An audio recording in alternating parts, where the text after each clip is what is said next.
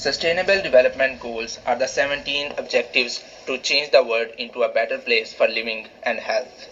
One of them is the climate action. Climate action deals with the climate change. Climate change, climate change causes heat waves and other extreme weather events. It is a rise in Earth's temperature with the passage of time. Between 14 to 17 January in Victoria in Australia, heat waves causes 167 deaths. Overall, climate change affects the whole world and Australia as well. Ocean temperature in Australian region has been increased by 1 degree Celsius. And today Australia's climate has warmed since 1910 as the graph shows. That's it. In a global context, even though climate change may seem like a recent phenomenon, it is indeed the contrary and has been around for more than 150 years. Wow! John Tyndall, while performing an experiment, discovered that methane and carbon dioxide will cause changes in the climate future. The obvious effects of human activity on the Earth's climate have negative effect on the globe's temperature as it is constantly rising.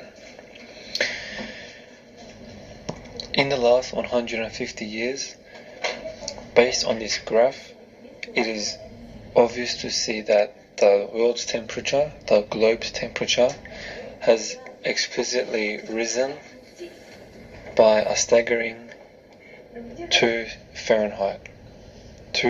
degrees Fahrenheit. This is very frightening.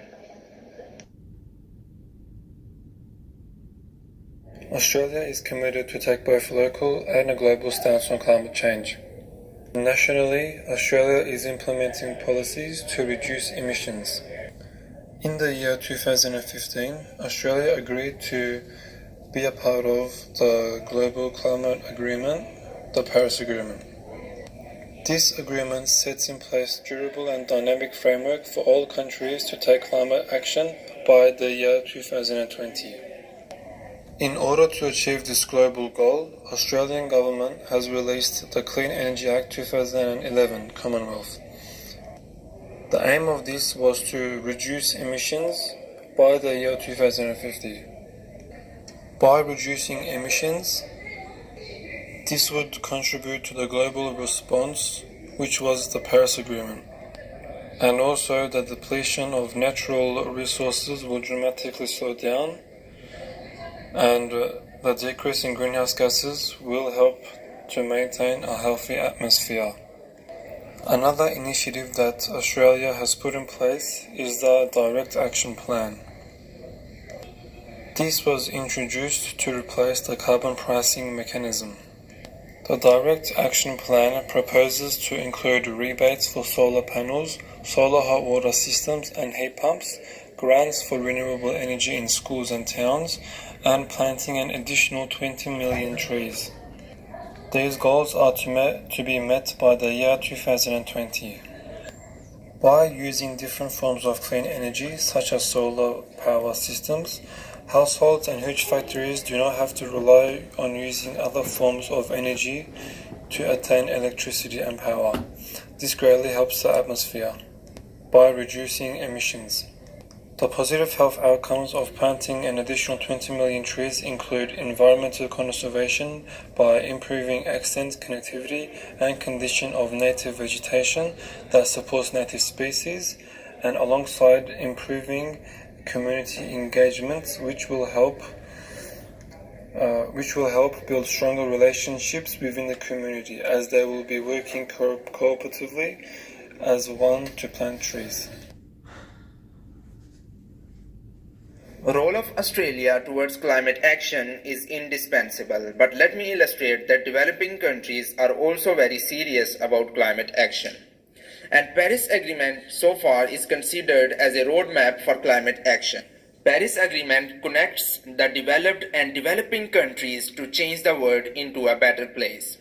A better example of this is the Prime Minister of India, Narendra Modi, who has commitment under Paris Agreement to reduce 33 to 35% of carbon dioxide emission by 2030.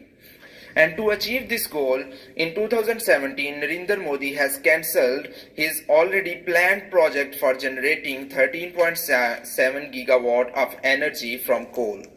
This step of India will improve the health of people by reducing chronic problems like asthma and other respiratory diseases.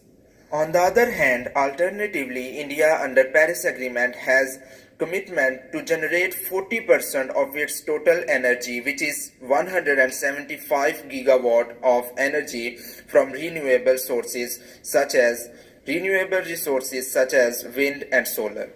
So far, India is investing more and more in solar and wind energy programs.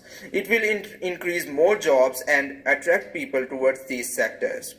And India has largest solar power in the world and fourth largest wind energy producing country in the world.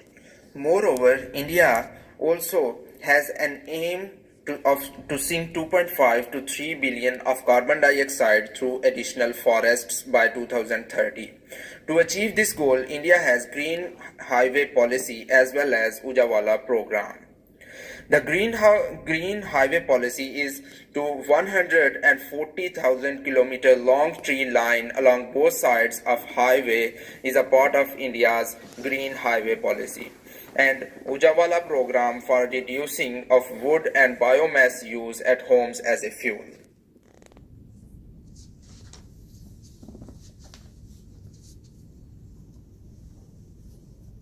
Based on research from the Climate Council, they came to the resolution that the current proposed National Energy Guarantee falls short and fails to deliver reliable and affordable power and tackling on climate change. Urgent measures need to be taken in order to make a difference in this war against climate change. This is the reason why Australian government and large Australian corporations must team up and invest in new and more clean power supply methods. Australian climate and energy authorisations must accept the need for large pollution cuts from the electricity sector to put a limit on global temperature rise. Steps need to be taken to close coal mines and not place reliability in the hands of aging coal and gas generators. With these recommendations at hand, Australia can meet its goal and be a centrepiece and in the Paris Agreement. I would recommend that every country should follow Paris Agreement and generate energy from renewable resources. It is an intervention-based recommendation as India is following Paris Agreement and has generated 20 gigawatt of solar and 5.4 gigawatt of wind energy so far. In future, India has an aim to generate 100 gigawatt of solar and 60 gigawatt of wind energy by 2022. I would recommend that every country should follow it. In a nutshell, we should remember that climate change is happening and we have to stop it. We should have an aim to hand over this planet to the next generation as a better place for living and health. And it is possible and we can do it. We need just our leaders to be brave and our choices to be bold. With the website Pearl Trees, we were able to reach and attain information regarding climate action and climate change. These were the 5 Pearl Trees that we found very helpful in making our report. We find Pearl Trees very useful to share data between both of us, and we are also looking forward to share data with all of you and with anyone who is looking forward to go in depth of climate action and climate change. For more details regarding climate action and our profile on Pearl Trees, please visit our website. Thank you, and we hope you enjoyed our presentation.